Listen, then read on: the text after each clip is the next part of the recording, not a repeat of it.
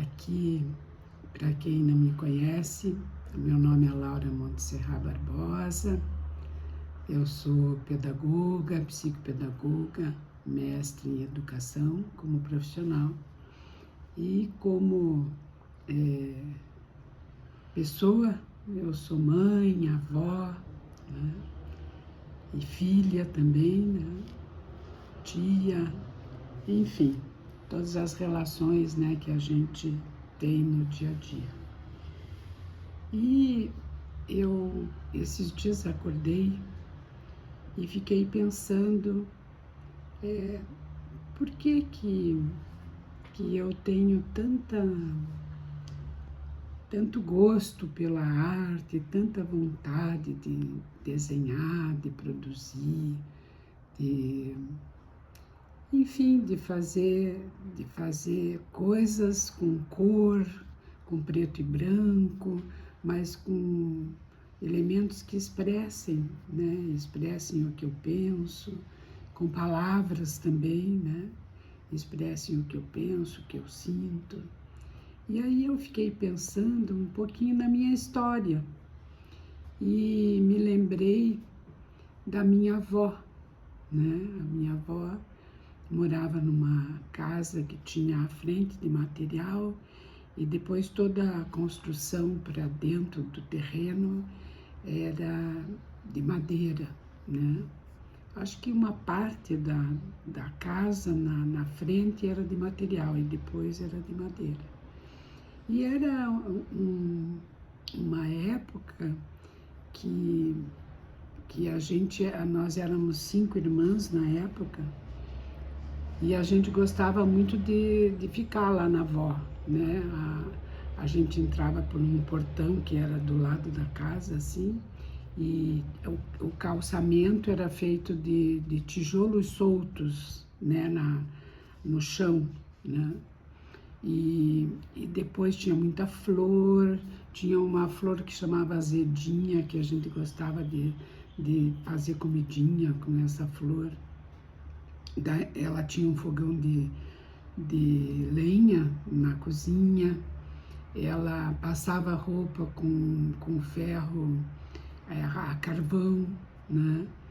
E no banheiro só tinha uma banheira, não tinha vaso, né? Então o banheiro era uma casinha que ficava fora do terreno, uma casinha de madeira onde a gente fazia as necessidades lá atrás. E no quintal tinha também, tinha horta, tinha mato, tinha árvore. Eu me lembro assim de um quintal meio desorganizado, assim, nada muito organizado. E a minha avó, ela vivia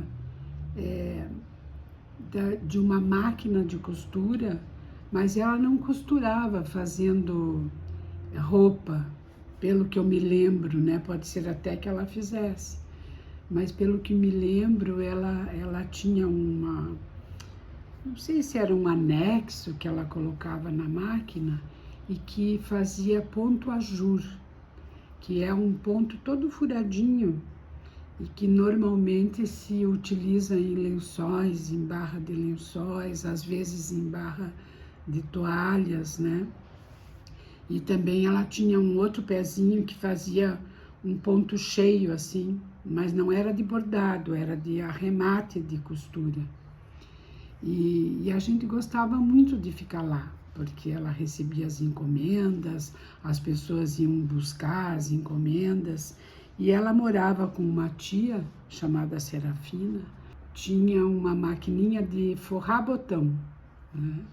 E que também a gente gostava muito às vezes a gente ajudava, ela tinha encomendas também, porque naquela época usava o botão na roupa com a mesma estampa da roupa, então precisava forrar o botão, tinha todo um mecanismo, você tinha que colocar o pano numa forminha, daí você colocava outro elemento, aí punha numa máquina que a gente puxava para o lado ou para baixo, não me lembro, e apertava e magicamente saía o botão, né?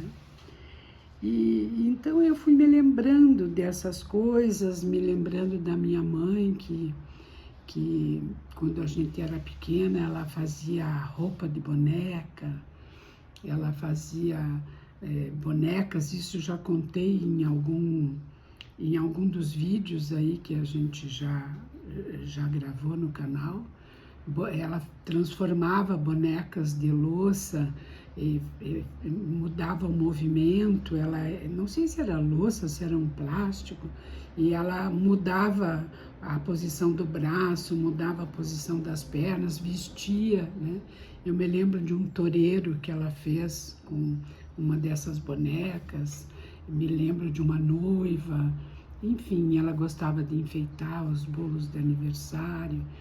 E a minha mãe fez muito artesanato durante a vida, né? Ela fez bichinhos de pelúcia, que não eram de pelúcia, eram de espuma, alguns de pelúcia, alguns de espuma. Ela fez tamancos, ela trabalhou com pirogravura, com couro. Ela gostava que a gente trabalhava, tinha uma mesa muito grande na casa dela. E nós, quando éramos 5, a gente ficava em volta da mesa e ela ia trabalhando nos artesanatos dela e a gente ia dando tarefas para nós, né? Macramê, eu me lembro que as cadeiras todas ficavam com cabides de fios, né? E ela ia ensinando os pontos mais simples, a gente ia trançando os pontos mais simples, depois ela fazia as bolsas de macramê com pontos mais complexos, e tricô, né? Então eu fui me lembrando o quanto que esse fazer esteve presente na minha formação como pessoa, né? De quantas coisas que a gente aprendeu a fazer, quantas coisas a gente aprendeu a olhar e a apurar e a ver que não estava bem acabado, que precisava acabar melhor. E, e eu me lembro que com 8 anos eu gostava muito de desenhar. Então, às vezes, as minhas irmãs estavam brincando de outras coisas e eu estava na sala com uma revista em quadrinhos, procurando reproduzir os desenhos da Disney, né? Naquela época, as histórias do Pato Donald, do Zé Carioca, do Tio Patinhas, né? E então fui desenvolvendo sem perceber, né? Esses dias a gente descobriu que existe uma música que diz: sem perceber, a gente vai se transformando de dentro para fora, né? Sem perceber, a semente se transforma em árvore, a lagarta se transforma em borboleta, a gota se transforma em nuvem. E assim somos nós, sem perceber, a gente vai se transformando e vai desenvolvendo algumas habilidades, uma sensibilidade importante para que a gente possa conviver com o outro, compreender o outro, também se fazer compreender, se comunicar. E nessa história que agora há pouco tempo se completou, né? Eu fiz 75 anos. E no dia que eu fiz 75 anos, eu me lembro que eu estava muito sensível, eu tinha vontade, qualquer coisa que falavam comigo, eu tinha vontade de chorar.